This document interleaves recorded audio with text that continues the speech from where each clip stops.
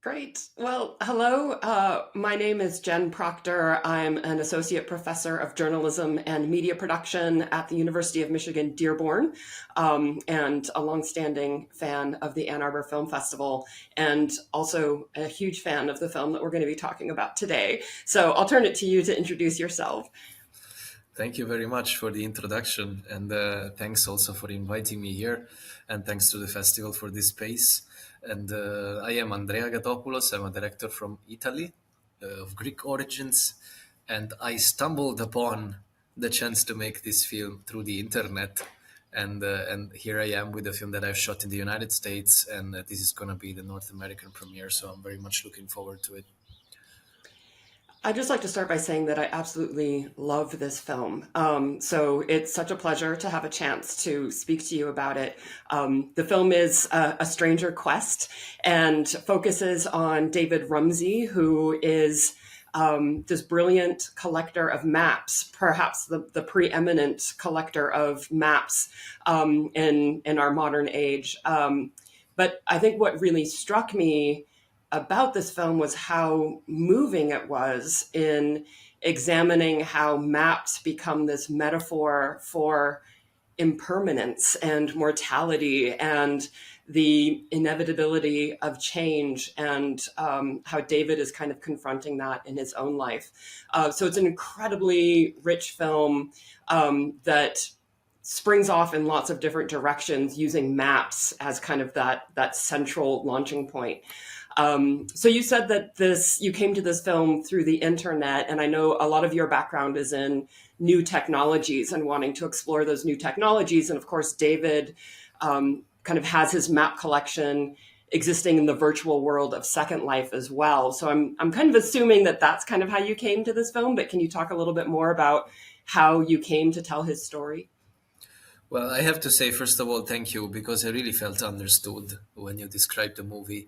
And you also very intuitively understood how I stumbled upon this film. Because I come from, in my adolescence, I was a gamer. And at some point in my career in cinema, I've started integrating this past life into my films. And after I made the Happy New Year Jim, which is a short film, that was shot entirely inside games, and that now you can find on Stuff Peak in Vimeo, and it premiered in Cannes Film Festival at the Kenzan. I was actually writing another project about games, but this time it was about games and maps, and specifically of about the fact that there seems to be a remnant, like some sort of residual emotion of what used to be the human thirst for the unknown, that characterized was the main drive of the age of discoveries in the 16th, 17th, 18th century, until at some point the world became known. And since now we live in the age of satellites, and there it seems to be nothing left to explore, there is part of the human condition which exercise this lack of unknown, this lack of unexplored lands in games, and they look for like places outside the map, Easter eggs, and there some communities are obsessed with this feeling. Because I think that the human being need this space for magic and for the unknown.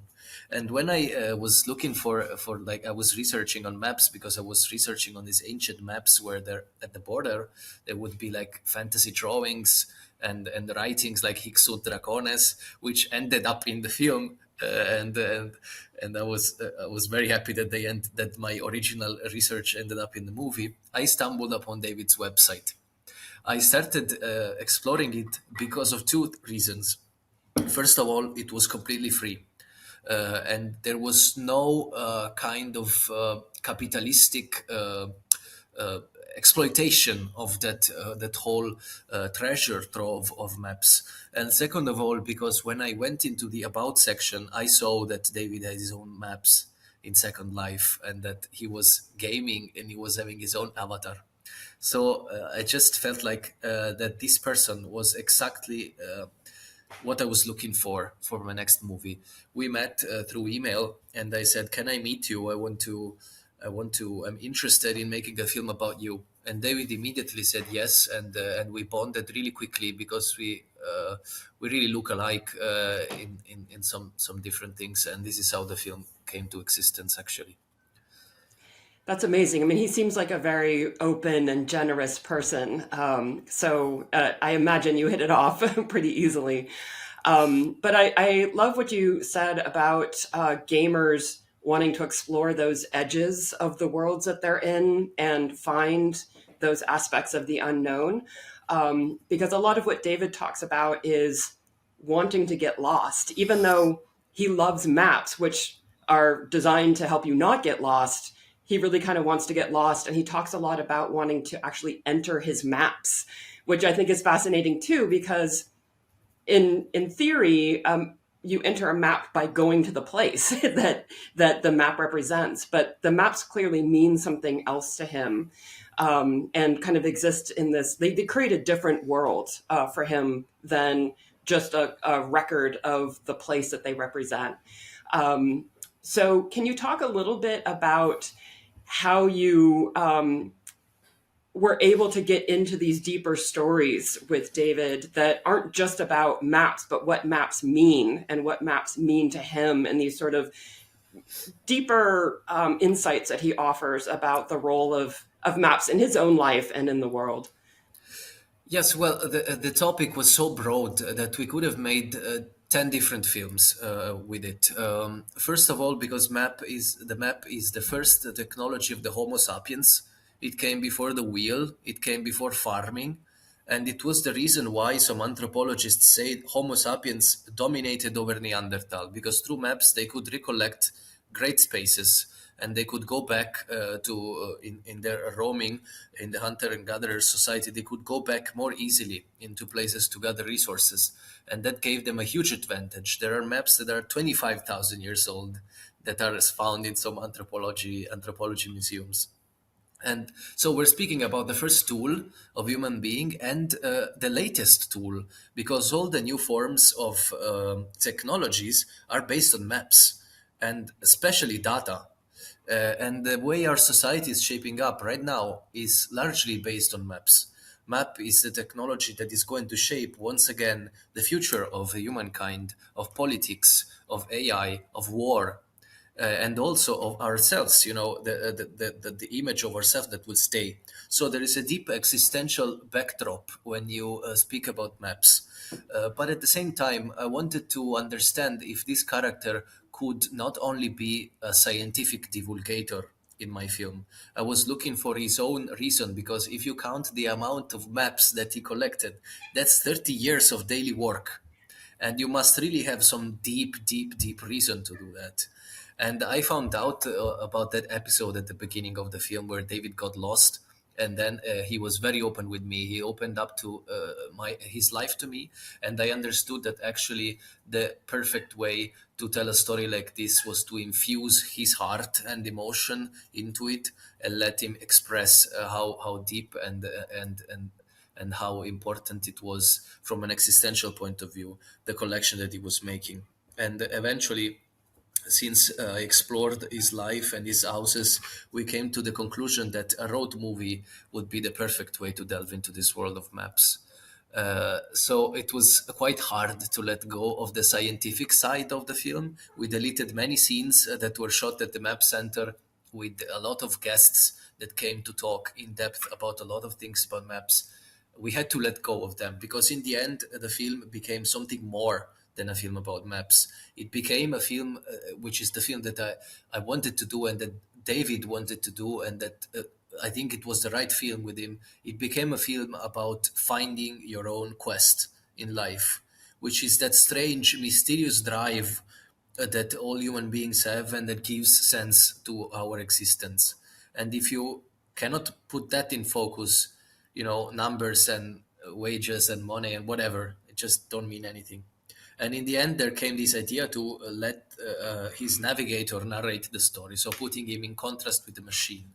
And because I wanted to throw the film into the future, and we're going to have this more and more and more in the next few years, this dialogue with intelligent circuits. Right. So we have as kind of our narrator the like Google Maps digital assistant voice that is kind of questioning David in some ways and serves as the framing device. And another thing that struck me about the film is that your presence as a filmmaker feels very distant. Like you're not present in the film. We don't get any obvious interviews in the film. Mostly, we're looking at kind of wide shots of David interacting with other people. And the only sort of suggestion of the filmmaker is this digital assistant that is going along with him for the ride. Can you talk about some of those aesthetic choices in framing the film? Yes, we tried to shoot the film. The concept behind the cinematography was to shoot the film like a cartographer would shoot, and not like a cinematographer would shoot. So me and the cinematographer Antonio Morra decided to frame every shot from a vantage point, which in cartography was sometimes called the point sublime, and it is the point from which you can see uh, like the greatest number of things and how they are arranged, but also the place where it's more beautiful to watch at a place, to draw the map. And so we decided to make a sort of atlas more than a movie, where every scene was had its own map. Every scene had its own image map that could be also watched not just by looking at the punctum as it's defined by Roland Barthes. It's not by looking at just one precise spot. And the cinematography is not organized to give you one spot to look, but to look at the whole picture. So you can scan the image, which is low and gives you time to appreciate the details and to appreciate where each map is arranged in the room or landscape shots. And so this was our concept. And in the end, I think that when David in the end gave me his monologue, which is not written, like he gave it to me like in this final voiceover interview, and it is the ending of a film. When he referred to the map of his life, it all made sense suddenly that we were making a map of his life with this cinematography, and everything came to had sense suddenly. Absolutely. I mean, I couldn't help but examine the architecture of the spaces we were in. So I very much even subconsciously got that feel of being inside a map, even when the focus was on a conversation that he was having. It's these incredibly rich sort of tapestries of architecture included in the film. And what about the digital assistant as kind of the framing device? Why was that important as to be the narrator as opposed to perhaps inserting yourself as an interviewer or some other kind of participant in the film? Well, I needed the navigator because I think that the point of the film is that kind of mystery of why we do love so much things that are unexplainably out of any sense, like in a capitalistic way. And I think that each and every one of us has this specific thing that he loves so much, and we don't know why. And I think that this mystery, first of all, is at risk of extinction in our in today's philosophy and in today's lifestyle, but it's impossible to understand for machines. And in a world which is dealing more and more with machines, we're letting them organize our lives, we're letting them babysit us. And now that there's going to be artificial intelligence more and more in our life, we're letting them work for us. I think that there will be a stronger and stronger gap between how you can script something and how you can put like in almost mathematical methods the human life, and this very like peculiar mystery. At some point we had coming in at the map center a futurist called Paul Sappho, and Paul Sappho defined the technology as shortening the time from question to insight.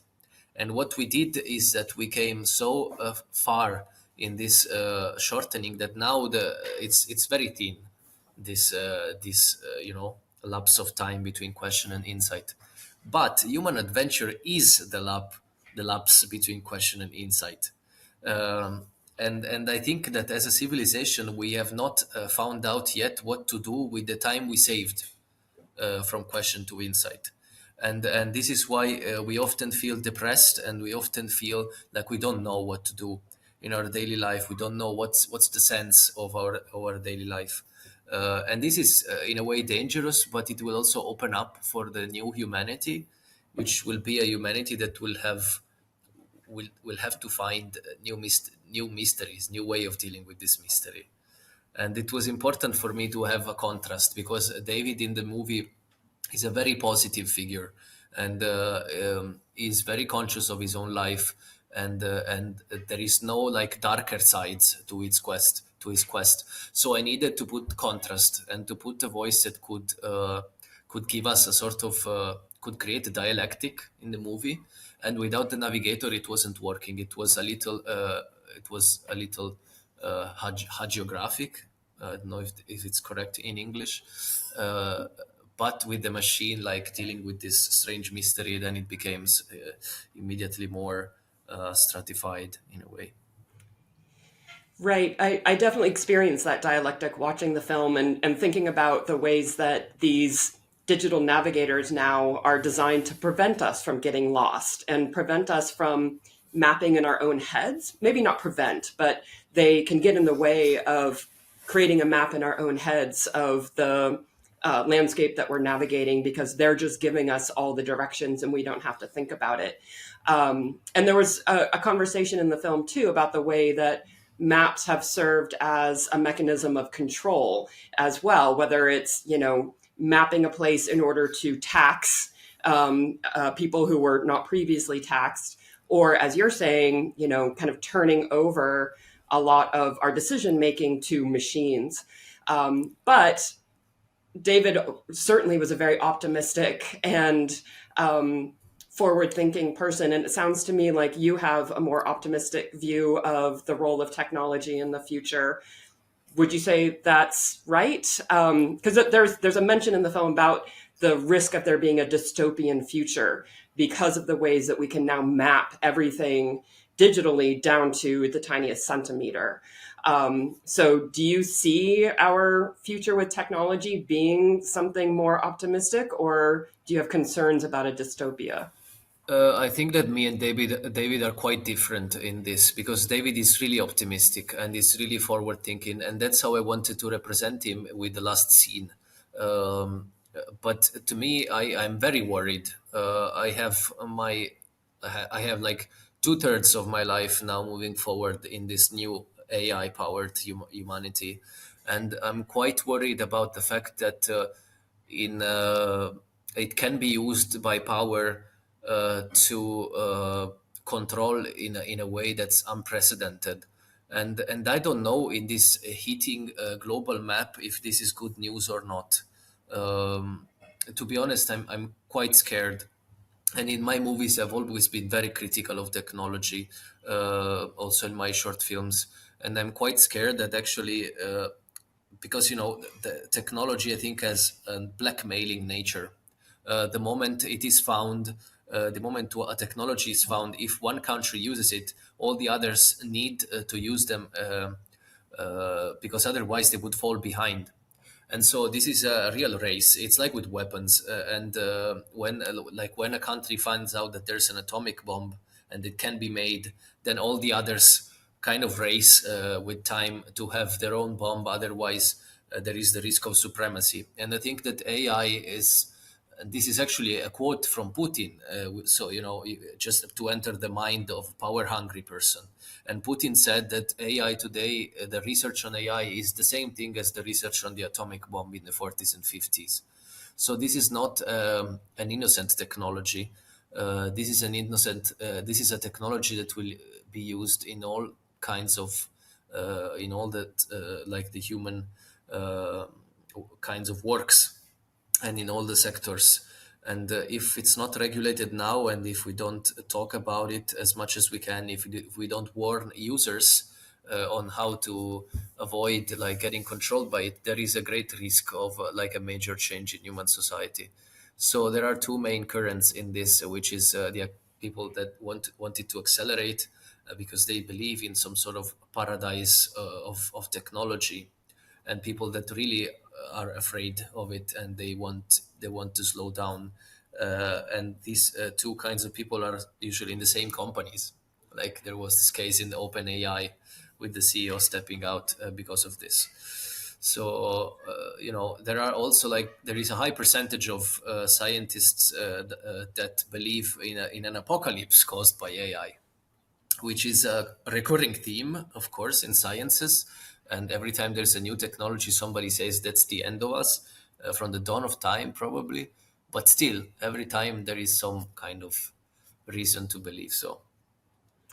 And was that a challenge for you in making this film, kind of allowing David's optimism to really infuse the story versus your kind of critique and concern about the future? Because it really does, I think, end on a bit more of a positive note towards where we're going with digital technologies. And David certainly delights in being inside the virtual space of Second Life, kind of uncritically. So was that a challenge for you as a filmmaker, kind of turning that point of view over to David, without inserting your own critique? Well, to be honest, when we shot A Stranger Quest, it was October 2022, and AI was not in its in the phase it is now. I think that probably if AI was in the phase it is now, I would have made a different film.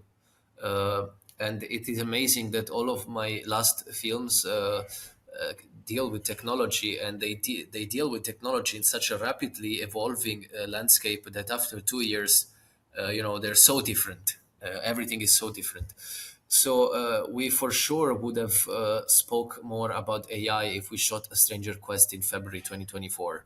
At that time, it was the beginning of AI, and we're still in the early phase. We are still in the age of weak AI, and we don't know how strong AI will be. So the kind of AI that can educate itself and just find data on its own, that's going to be quite different. So I don't know, but to be honest, when I made A Stranger Quest, what really struck me was how David in the film could really give us a sense of mission, a sense of finding and communicating and loving something so deeply, and this was what was the film was about. So I didn't also want to let more technical or scientific things get in the way of this, because I think that what A Stranger Quest portrays through David is something deeper and universal than technology itself and then technological advancement. So all in all, I think that it would have made would have made a different film if I were critical in that sense. Yeah, absolutely. And yeah, it's amazing how quickly things have changed just in the past couple of years. Um, I think another thing I wanted to ask you about was the film does, have this sort of undercurrent of mortality and death, as this sort of inevitability. And maps record sort of a particular place in time, but those places are going to sort of die as well, right? So maps are also sort of impermanent. They're representing a place that's not going to live on in the same way that we are not going to live on as people. And the film kind of starts out with the very idea of death. And it looked to me like Death Valley might have been the starting sort of location of the film. Am I right about that? Close, close. It's the Smoke Creek Desert in Nevada. Oh, in Nevada. Okay. But still a very desolate area. It looks like he's on salt flats, and addressing the death of his parents, I think, in the Yes. opening scene. And then it's kind of gets weaved into the rest of the film, this idea that he may not have that many years left. He's close to 80, I think, at this point, and kind of figuring out how to map his own life, the story of his life created as a map, and that he has this vision for creating a map of his own life, but he may not be able to complete it. And I found that all incredibly just moving and profound. And so at what point did those themes become clear to you in the making of the film, that these were going to be important aspects of the story to include? Well, they became important quite immediately because I understood that actually it was a real preoccupation of David. What would have happened to his archive? He has established the Map Center in Stanford for this exact reason, to preserve these maps from time, because these are items that outlast us. They're like trees. They're like works of art, and they just David is also part of the Long Now Foundation. They make this project, like all these projects, for 10,000 years from now, and they try to understand how these things can be saved. And I think that it is very important that a collection like this, which is politically unbiased and also aesthetically put together, is saved, because actually when you save maps, you save a very important document. For example, the history of borders between countries. It's such an important topic. If we think about what Putin says about his invasion of Ukraine, like that, about the borders of Ukraine, because like borders are the first thing that gets discussed in propaganda and gets reviewed and gets cancelled and modified, and there is a lot going on in this theme. And when you save maps, you actually have proofs of how a territory has expanded throughout the years. So there is a lot to save here, a lot of information about humanity to save it from power, like drifting and distorting the future, and the information about the past, which is the best way to dominate people's mentalities. But apart from that, of course, David is turning 80 years old this year, and so we're not eternal. And for a person that has hoarded so much, of course you ask yourself the question, what will happen to my poem when I'm gone? I think it's pretty normal, and it's the sweetest thing, first of all. And second of all, like every work of art, it's deeply because I consider his collection a work of art. In every work of art there is a deep relationship with death. Like if we were to be immortal, we wouldn't write, I believe, and we wouldn't put so much effort into trying to save some sort of eternal image of us for people that come later to see. And this made the film more existential. So of course, if the film was about the 30 years old man, it would have been completely different, because it wouldn't have such a deep span of time behind him. It would just be another film, and probably there would be much more space for future like technology thinking, and for other things. In this case, I think it's pretty obvious why we chose death as a main theme. Because if you look, when you're 80, I believe, when you look back and when you look forward, there is death everywhere, like parents, uh, dear friends, and then yourself, and it shapes so much, I believe, of your feelings and life, and choices to move forward. And it's very, very tender the way he's so conscious about all of this. Absolutely. And he has this a rich background in art as well. And he also describes his collection of maps as a poem, like he thinks of them as a poem. And so was that on your mind as you were constructing this film as well, like kind of creating a poetic telling of his life's work? Yes, because I also agree with him that it's a poem. And when I saw his map collection on the website, I spent so much time into it, guided not only by the information, but also guided by the beauty of these maps. And cartography is a form of art, and it's so foolish that we haven't noticed yet. There are some maps on his website that are so beautiful. You can look at them for ages, and they're so detailed and wide that you can really get lost in them. And I think that one of the reasons why a man like David, who is a very intelligent man and that had different lives, and in these lives he always managed to dominate in a way the thing that he was trying to accomplish. The map is an item who cannot be dominated. There is just too much information, and I think that makes it very fascinating for goal-oriented people, because it's just a work of art, or in some cases a scientific tool that always it's always bigger than you, and there is nothing you can do about it. Even if we started today like going around all of his maps trying to memorize them, it's just impossible. It's not like a book or like a painting. it's so hard to scan through the whole map. And we spent a lot of time also finding Easter eggs in maps. For example, I found some Easter eggs that he had not found in some maps, and there is so much that cartographers have hidden in these gems. So much, and it's a little bit like I don't know if you remember the beautiful film by Paul Thomas Anderson, Phantom Thread, and in that film, the protagonist hid his thoughts in the insides of this clothing. It's the same thing. Many cartographers hid traces of themselves that were not useful for the map itself, but that was their own image frozen in time, or their own joke, or their own Easter egg, and it's those lost corners of history that are always they always feel like some alien message from the past coming just at you, you that spent time and love and watching something, and it's very rewarding, to be honest.